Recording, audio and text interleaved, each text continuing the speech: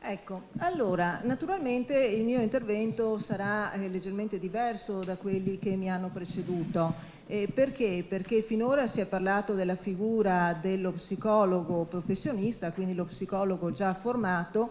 Io parlerò proprio per il mio ruolo di formazione psicologica, quindi il focus del mio intervento è formare studenti universitari ad affrontare quelle che sono le problematiche e soprattutto quelle che sono le richieste del mondo del lavoro. Quindi eccolo qui. Allora, il mio intervento si organizzerà in questo modo. Prima di tutto darò qualche dato sull'offerta di psicologia a Padova. Per alcuni, immagino, psicologi che si sono formati a Padova sarà un po' un ritornare indietro nel tempo, e vi fornirò anche qualche dato sulla occupazione degli psicologi. Poi così qualche spunto di riflessione su quale formazione, e qui farò riferimento a quella che viene indicata nella letteratura internazionale come psychological literacy, e vedrò in che rapporto sta questa alfabetizzazione psicologica con l'umanizzazione, con esempi successivi di applicazione. Allora, vediamo la situazione della scuola di psicologia a Padova. La scuola di psicologia a Padova offre attualmente una formazione piuttosto ampia e anche variegata. Io credo che sicuramente è l'unica realtà del Veneto, ma anche a livello nazionale sono poche le situazioni di questo tipo, cioè di un'unica scuola interamente di psicologia che offre una formazione appunto di diverse lauree di primo livello, quindi triennali, e lauree magistrali. Infatti noi nel prossimo anno accademico avremo 6 corsi di laurea triennale, di cui stiamo programmando uno interamente erogato in lingua inglese, 8 corsi di laurea magistrali. Uno di questi, che è già arrivato alla sua terza istituzione, è in lingua inglese. Perché sottolineo questo aspetto della lingua inglese? È stato anche citato prima, è stato ripreso dal collega il dottor Leoni.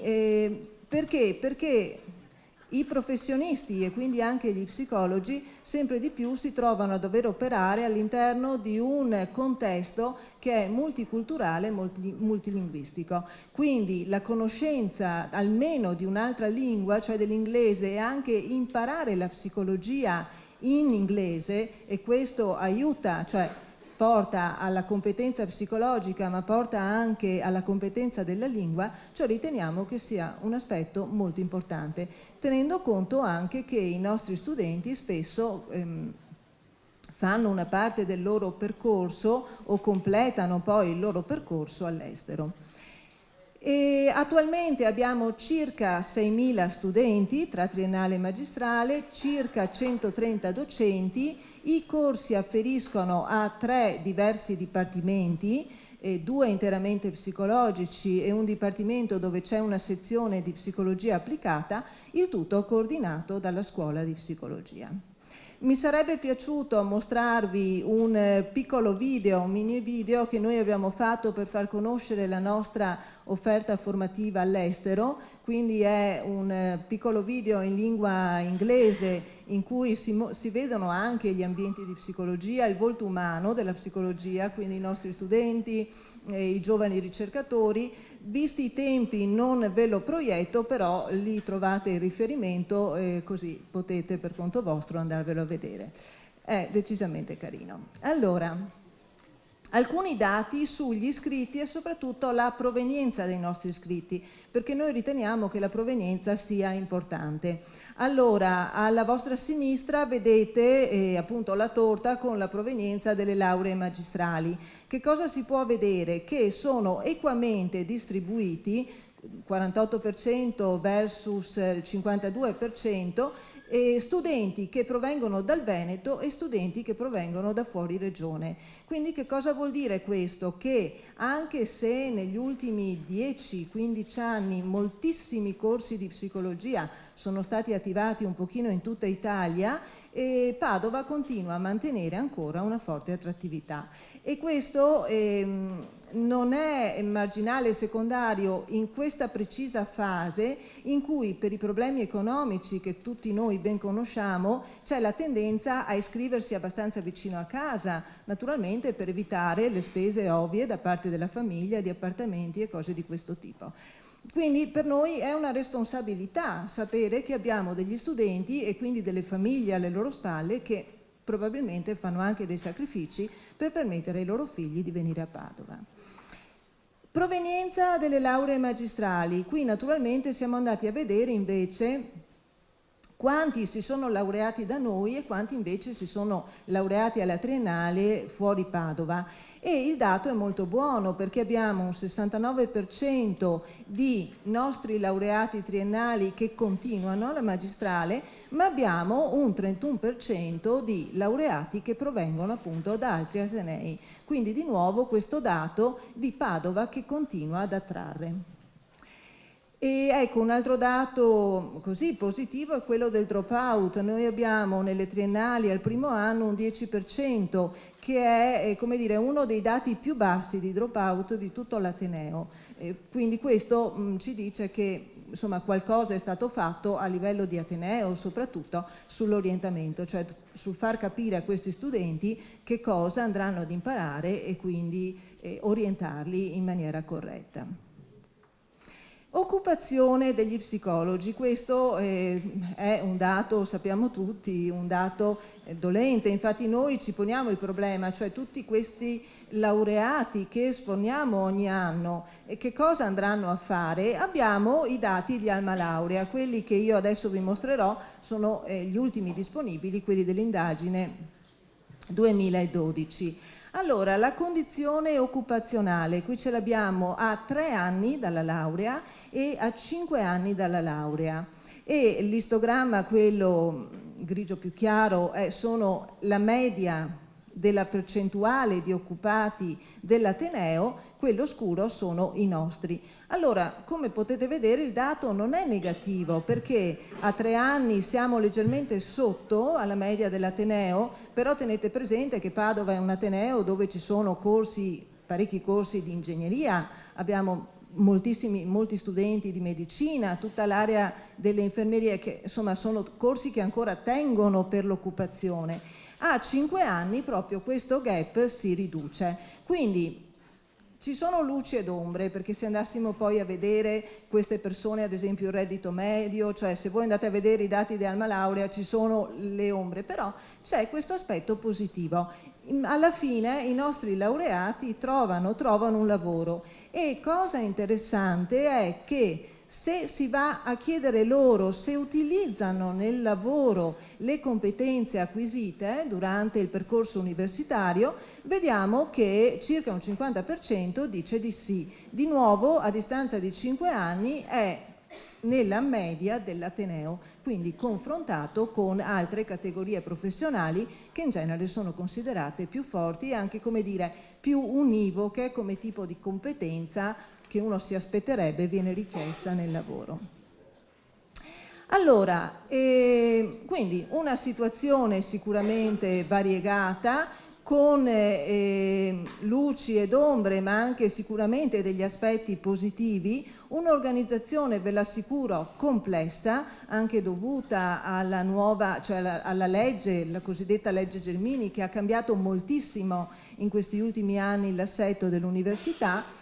Ecco, noi sentiamo molto la responsabilità di quale formazione dare ai nostri studenti. E qui la prima cosa che si va a fare qual è? È che cosa andranno a fare, cioè quali sono le esigenze e le richieste dell'ambiente lavorativo, dell'ambiente sociale in cui questi studenti andranno ad operare.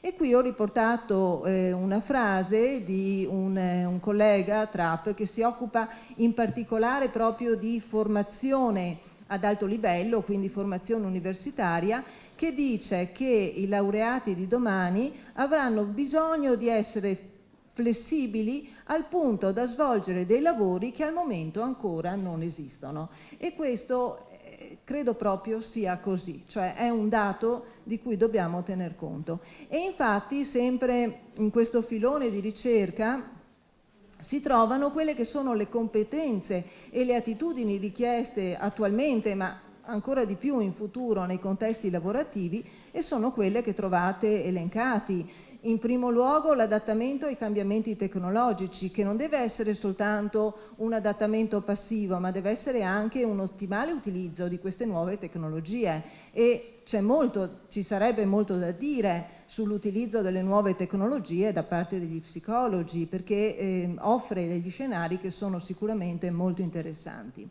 Poi la capacità di aggiornare conoscenze e competenze, cioè quello che noi forniamo nel momento, cioè nei nostri curricula, diventa obsoleto molto presto. Perché? Perché le conoscenze, veramente adesso la ricerca scientifica, tecnologica e così via, continua a portare nuove conoscenze, quindi la persona deve avere questa capacità proprio di apprendere in maniera flessibile. Abilità comunicative e relazionali, in un mondo dove sembra che gli aspetti, come dire, virtuali, di comunicazione tecnologica diventino via via più rilevanti, però nelle aziende, nei posti di lavoro, le abilità comunicative invece vengono richieste sempre di più. La flessibilità, anche l'attitudine a lavorare talvolta con obiettivi poco chiari, cioè in situazioni poco definite che possono portare anche a stress, quindi la capacità di gestire lo stress, di mantenere le emozioni positive. Molto spesso si parla di stress o di emozioni negative, lo stress, la depressione, ma c'è molta letteratura come mostra che invece le emozioni positive hanno questo fattore protettivo, cioè tutti noi soffriamo dello stress, ma quello che fa la differenza è che alcuni di noi vivono anche in maniera positiva le situazioni ed altri invece le vivono più sul versante negativo. E infine naturalmente il pensiero critico. Quindi questo è quello che in qualche modo il mondo del lavoro richiederà ai nostri laureati, e qual è la formazione che noi intendiamo fornire.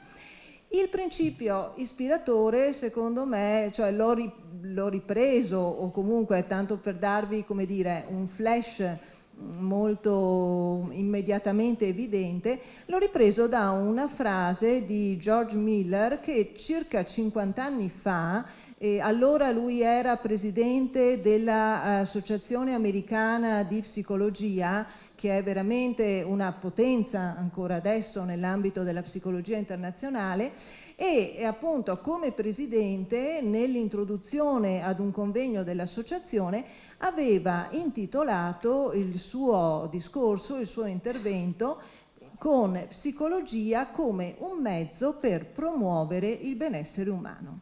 Quindi 50 anni fa la cosa non era del tutto scontata, e infatti il suo intervento aveva sollevato parecchio scalpore. Una frase che è rimasta e che ancora adesso è continuamente ripresa tra chi appunto si occupa di formazione universitaria è che a un certo punto Miller aveva detto: dobbiamo capire come, how to give psychology away. Che cosa significa questo? Quasi un po', è molto forte come significato, perché capire come dare, ma svendere, cioè nel significato in inglese c'è proprio questo, quasi svendere, cioè dar via la psicologia. Qual era l'idea di Miller? Che bisognava far sì che non soltanto nell'ambito ristretto dei professionisti, ma che proprio all'interno della società, e quindi a livelli diversi di professionisti, ma anche persone comuni nell'ambito familiare, va bene, scolastico ovviamente sì, la psicologia doveva essere sempre più conosciuta. E quindi lui diceva che uno degli aspetti più rilevanti per il benessere umano è proprio scoprire sempre di più come è possibile far conoscere la psicologia. Ecco, a distanza di 50 anni, vi dico, questo è continuamente ripreso in certi ambiti appunto della formazione, e credo che sia diventato, cioè in questo preciso momento storico, sia un dovere di noi psicologi, perché la disciplina da un punto di vista scientifico è arrivato veramente a una sua maturità, perché ormai i modelli, i paradigmi e la metodologia legata su evidenze scientifiche, quindi su dati empirici, ormai è consolidata e assodata. Dobbiamo prendere consapevolezza di questo, della nostra importanza e appunto farci conoscere di più, fare conoscere le diverse applicazioni della nostra disciplina. E appunto come far conoscere la psicologia? Ecco, dal mio punto di vista, quindi universitaria che si occupa anche di formazione, credo che ci siano 3 filoni su cui bisogna porre particolare attenzione. Il primo è quello della formazione interna, quindi la formazione degli psicologi, formazione di persone che andranno poi a fare gli psicologi. Però molto importante, e devo dire al momento non ancora completamente, anzi siamo proprio agli inizi, se non ancora prima degli inizi, la formazione esterna, quindi la formazione di professionisti che non sono psicologi ma che potrebbero trarre un grande vantaggio da conoscenze, da un'alfabetizzazione di tipo psicologico. E qui moltissimi degli interventi che mi hanno preceduto hanno proprio evidenziato l'importanza di questo, quindi la formazione psicologica ai medici, la formazione psicologica al personale sanitario, agli insegnanti. Ecco, forse il settore della scuola è quello in cui negli anni c'è stato di più questa collaborazione.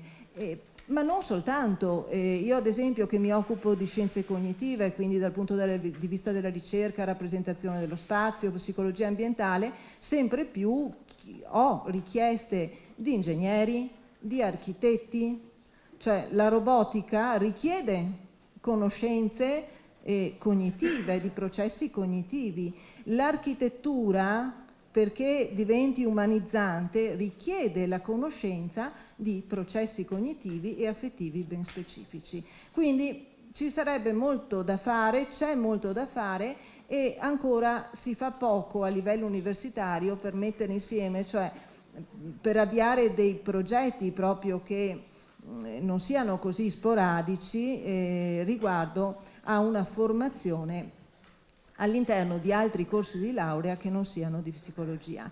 E poi la formazione permanente. Anche qui io credo siamo ancora agli inizi, parlo come università, penso che l'università avrebbe molto da dire e molto da fare di utile per la formazione permanente degli psicologi. Al momento non vedo ancora un processo come dire, strutturato e coordinato. C'è molto da fare su questo. Comunque io mi focalizzerò nell'ultima parte del mio intervento sulla formazione interna, che è quella di cui in questa fase mi sto occupando.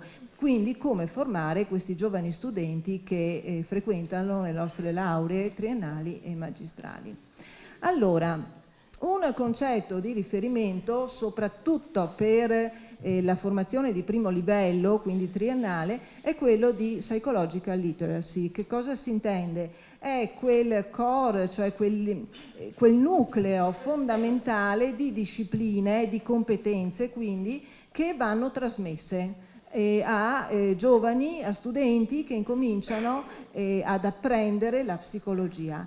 E quelle che solitamente vengono indicate, ecco le trovate elencate, sono quelle che ad esempio se andate a vedere la nostra formazione, i nostri piani di studio triennale, sono sicuramente le discipline che devono esserci in una formazione di primo livello. Quindi dalla psicologia cognitiva alle differenze individuali, ma anche la metodologia della ricerca e l'epistemologia sono molto importanti proprio per promuovere una mentalità che sia scientifica e quindi basata proprio su dei dati di ricerca, anche per capire l'efficacia di interventi e per distinguere ciò che non è scientifico da ciò che invece lo è. Quindi questo è il nucleo fondante della nostra formazione. Come fare in modo che questi aspetti di far conoscere la psicologia questo nucleo di alfabetizzazione si coniughi con la centralità della persona. Quindi cosa significa centralità della persona nella formazione psicologica? Ecco, qui io ho tracciato alcune linee guida che ritengo molto importanti e che noi cerchiamo di mantenere. Siamo agli inizi, si può fare molto di più, ma cerchiamo di tenere nei nostri corsi di studio. Prima di tutto, proporre teorie e modelli psicologici sottolineandone fin dal principio il potere esplicativo rispetto a situazioni e comportamenti concreti. Quindi nella mia ottica, centralità della persona che cosa vuol dire? Che lo studente ha necessità di capire fin da subito in maniera esplicita che quello che sta studiando ha a che fare con persone concrete, cioè non sono dei modelli astratti. E chi come me ha studiato psicologia parecchi anni fa probabilmente ha avuto all'inizio questa sensazione che si parlasse di modelli, di teorie di cui non si vedeva in maniera immediata l'applicazione. C'è bisogno di esplicitarlo subito, fin dal principio. E come si fa questo? Portando degli esempi di applicazione di questi modelli teorici nei contesti più svariati, il singolo, il gruppo, la società. Cioè non bisogna dare per scontato che i nostri studenti siano in grado di capire già da soli le applicazioni. E in questo senso noi diamo loro un forte empowerment, perché diamo loro veramente fin dall'inizio l'idea di quello che possono fare e come possono in maniera utile anche per la società applicare queste conoscenze. Poi, altro aspetto, accanto ai modelli teorici è importantissimo fornire strumenti valutativi. La valutazione è fondamentale, e strumenti di intervento però che appunto siano basate su delle evidenze che riguardano la loro efficacia. Quindi nel fare questo è importante promuovere quelle che noi chiamiamo le conoscenze dichiarative, cioè so che ci sono determinati strumenti valutativi, so che ci sono dei modi per intervenire, ma non basta sapere. Bisogna anche trasmettere le procedure, quindi come fare, e le condizioni, cioè in quali condizioni questi strumenti diventano veramente efficaci. Poi sottolineare, quindi anche qui esplicitare, renderli consapevoli della relazione tra competenza psicologica e benessere, e questo gli studenti devono sperimentarlo, devono avere la possibilità di sperimentarlo prima di tutto su loro stessi. Cioè io tengo un corso che è di apprendimento e memoria, io ci tengo che loro capiscano che studiando l'apprendimento e studiando la memoria diventano degli studenti migliori, perché acquisiscono delle strategie, perché acquisiscono delle modalità.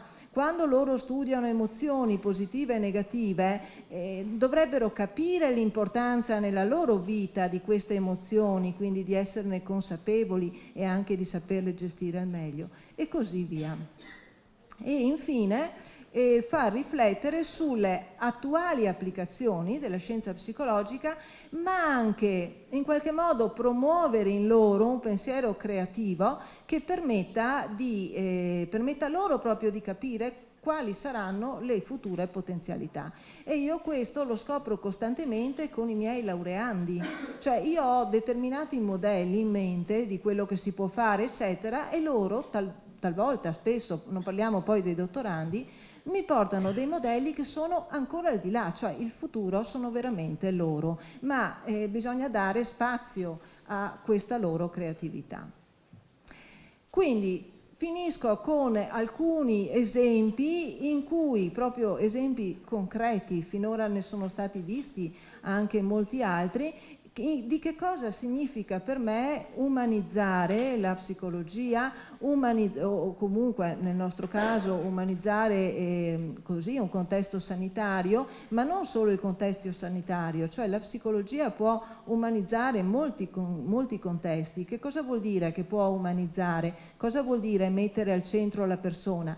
Renderci conto che qualsiasi persona che opera in qualsiasi contesto a determinati processi cognitivi, processi affettivi, aspetti relazionali, comunicazione, cioè nessuno di noi è una sorta di automa astratto, cioè il medico che ho qui di fronte nel momento in cui opera risente degli stessi processi che possono essere di tipo attentivo, di tipo di memoria, di qualsiasi altra persona, e non si può prescindere da questi. Quindi ad esempio l'importanza della psicologia delle decisioni, tutto quello che noi sappiamo che è molto sulla presa di decisioni e che può essere applicato alla diagnosi medica.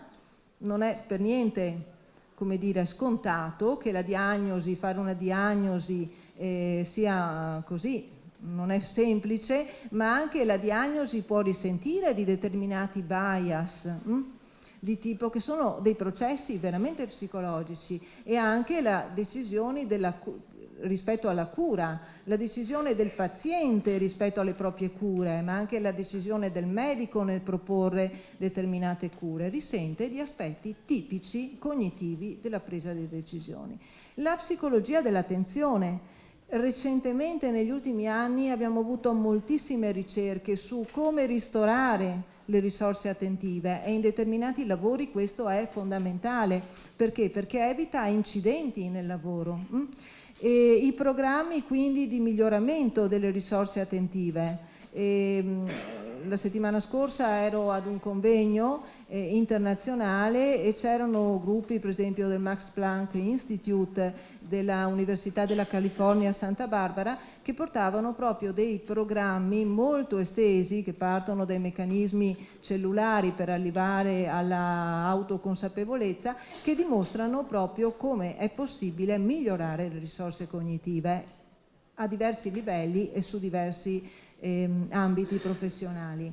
La psicologia delle emozioni, dicevo prima, il potenziamento delle emozioni positive. Si parla ancora poco di emozioni positive, quando invece ci sono dati empirici che dimostrano la loro importanza nel prevenire, ad esempio, malattie che sono anche malattie fisiche.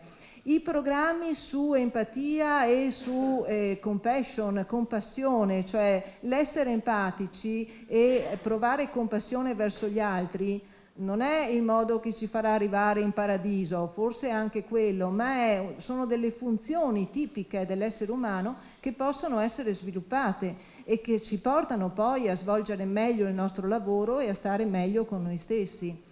Psicologia, tutta l'area della psicologia della comunicazione, forse quella più conosciuta, le tecniche di ascolto, la comunicazione empatica, la capacità di instaurare una relazione di fiducia. Cioè tutti questi aspetti fanno parte della professionalità, ad esempio di un medico, e possono essere appresi. Cioè non è un discorso di personalità. Forse si nasce un pochino più o meno empatici, ma sicuramente si può diventare più empatici di quello che si è. La psicologia della motivazione, qui potrei andare avanti ore a parlare. Pensate tutto il concetto di autoefficacia di Bandura, studiato negli ultimi 20 anni, ormai sono anche 30, quanto ha dimostrato che l'autoefficacia è quel fattore che mi permette di predire, ad esempio, se una persona, non so, un infartuato, seguirà un certo tipo di dieta, seguirà un certo modo di vivere che lo aiuta a superare la propria condizione. Oppure pensate in tutto il settore delle dipendenze, l'autoefficacia è quello che in qualche modo predice se la persona, una volta che è uscita da una dipendenza, continuerà nel suo percorso in maniera positiva. Autodeterminazione fondamentale, ma qui sto buttando proprio alcuni cenni, ma penso di richiamare in voi tutta una serie di conoscenze. Ecco, un aspetto che mi piace così sottolineare è la relazione tra psicologia e consapevolezza. Nel secolo scorso molto è stato detto di quello, cioè di come l'inconscio influenza i comportamenti. Adesso invece molto sappiamo e di molto si sta studiando sulla relazione tra consapevolezza e comportamenti. Qualcuno dei relatori che mi ha preceduto prima ha proprio sottolineato questo: le aspettative sono fondamentali. Pensate appunto, ed era stato citato, l'effetto placebo. L'effetto placebo non è qualcosa di magico, ci sono dei meccanismi neurologici e anche cognitivi ben definiti. È veramente un peccato non utilizzare l'effetto placebo per migliorare l'efficacia dei farmaci. E infine l'ultimo aspetto che a me interessa particolarmente, perché è quello di cui mi occupo, è la psicologia ambientale. Qui e lì sentivo nelle relazioni che mi hanno preceduto, l'umanizzazione non è soltanto la televisione in camera, non sono le pareti ridipinte. Certo, non è soltanto questo, ma anche questi sono aspetti molto molto rilevanti. C'è letteratura che dimostra che il fatto di poter vedere del verde fuori dalla finestra diminuisce i tempi di ospedalizzazione, quindi anche su questi aspetti c'è molto da fare e qui gli psicologi possono avere un ruolo molto importante. Concludo con così una frase, appunto anche questa di una cinquantina d'anni fa, che però ha guidato ambiti di ricerca e ha guidato la formazione degli psicologi e anche un po' il nostro modo di vedere la persona. Cioè ogni persona è uguale a tutte le altre, i processi di percezione, i processi di memoria, di attenzione e così via sono comuni a tutti noi, non possiamo prescindere da quelli. Però ogni persona è anche simile ad alcune altre e qui entriamo proprio nell'ambito delle differenze individuali, bisogna tenerne conto. Cioè un paziente estroverso è diverso da un paziente introverso. Nelle cure bisogna anche tener conto delle differenze individuali e infine ogni persona è diversa da ogni altra e questo emerge in maniera chiara quando c'è proprio la relazione personale in cui io ho l'unicità della persona di fronte, non ho l'essere umano in generale e non ho neanche il gruppo di differenza individuale. E concludo con la citazione, la frase invece di uno psicologo, Martin Buber, che dice: in ognuno c'è qualcosa di prezioso che non c'è in nessun altro. Quindi mi sembra che questo ci dia anche un elemento di speranza. Grazie.